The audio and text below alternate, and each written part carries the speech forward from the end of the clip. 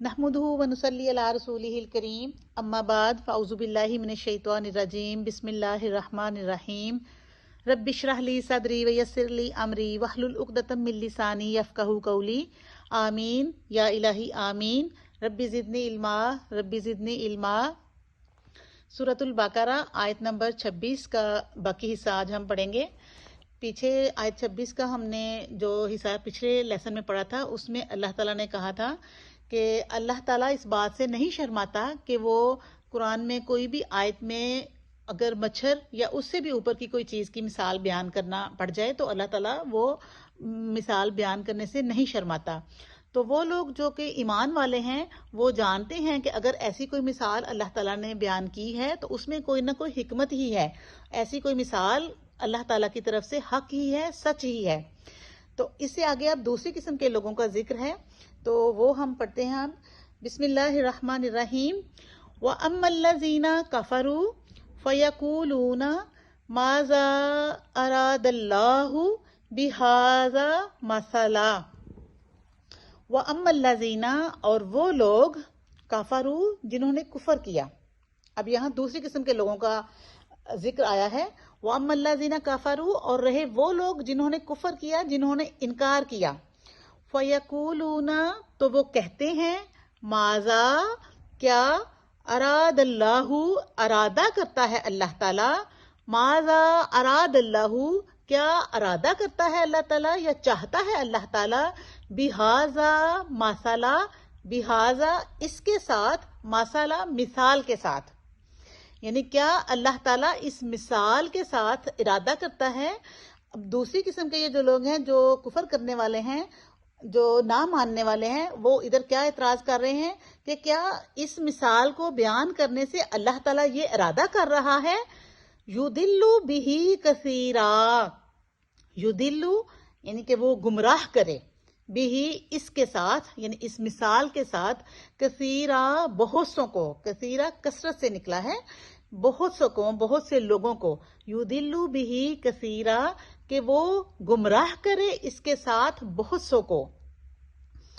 यानी वो लोग जो बात नहीं मानते, वो हर बात में से जो खाल उतारने वाले हैं, वो ये कहते हैं कि इस ऐसी मिसालों की जरूरत क्या है, कि ऐसी मिसालें बयान करके अल्लाह ताला का क्या ये इरादा है कि वो इसके साथ बहुत से लोगों को गुमराह कर दे। वयहदी बिही कसीरा, वयहदी, और वो हदायत देता है, बिही इससे, कसीरा बहुत सौ को।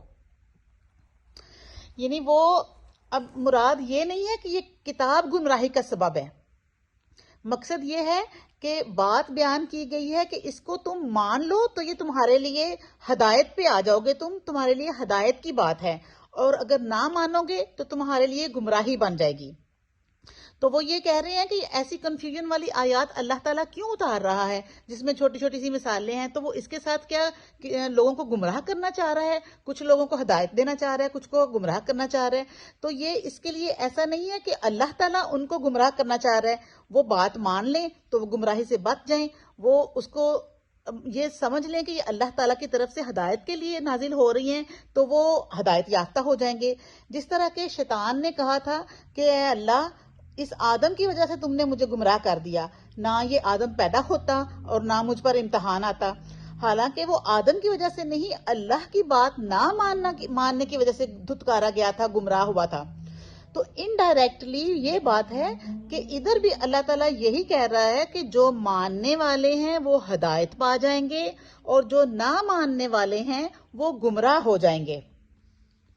वमा युदिल्लु बिही इल्लल फासिकीन, वमा, और नहीं, युदिल्लु वो गुमराह करता, बिही इससे, यानी ऐसी मिसालों से, इल्लल फासिकीन मगर फासिकों को, यानी ऐसी मिसालों को सुन के पढ़ के नहीं गुमराह होते मगर फासिक लोग। फासिक जो है वो फिस्क से निकला है। फिस्क के मानी होते हैं हद से बाहर निकलने वाला, हद पार करने वाला, लिमिट्स क्रॉस करने वाला। क्योंकि अल्लाह ताला ने ये हमें तो पैदा किया है अपनी अतायत के लिए, अपनी इबादत के लिए, तो जो बंदा अल्लाह की अतायत से बाहर निकल रहा होता है तो वो اپنے آپ کو دراصل وہ بندگی کی لمٹ سے باہر آ رہا ہوتا ہے۔ تو دیکھیں، ایک ہی مثال، ایک ہی طرح کی مثال جو ہے، ایک ہی آیت کچھ لوگوں کے لیے ہدایت کا ذریعہ بن گئی اور کچھ لوگوں کے لیے گمراہی کی وجہ بن گئی، کہ اگر تم لوگ اس کو مان لو، اس میں سے اعتراض نہ نکالو تو تم ہدایت پا جاؤ گے۔ لیکن کچھ لوگ ایسے جو کہ ہر بات میں سے ان کا مقصد صرف ماننا یا ہدایت پانا تھوڑی تھا، بس ہر بات میں سے کچھ نہ کچھ اعتراض نکالنا، کہ کوئی نہ کوئی بات نکلی رہے جس کی وجہ سے شور شرابہ ہوتا رہے۔ تو ایسے لوگوں نے اس میں سے اعتراضات جو نکالنے شروع کر دیے، تو اللہ تعالیٰ نے کہا ایسے لوگوں کے لیے یہ گمراہی کی بات ہے، کہ وہ ان کا مقصد صرف گمراہ ہونا ہی ہے، انہوں نے گمراہی میں ہی رہنا ہے۔ اللہ تعالیٰ ہمیں ہدایت یافتہ لوگوں میں شامل کرے، آمین۔ السلام علیکم ورحمۃ اللہ وبرکاتہ۔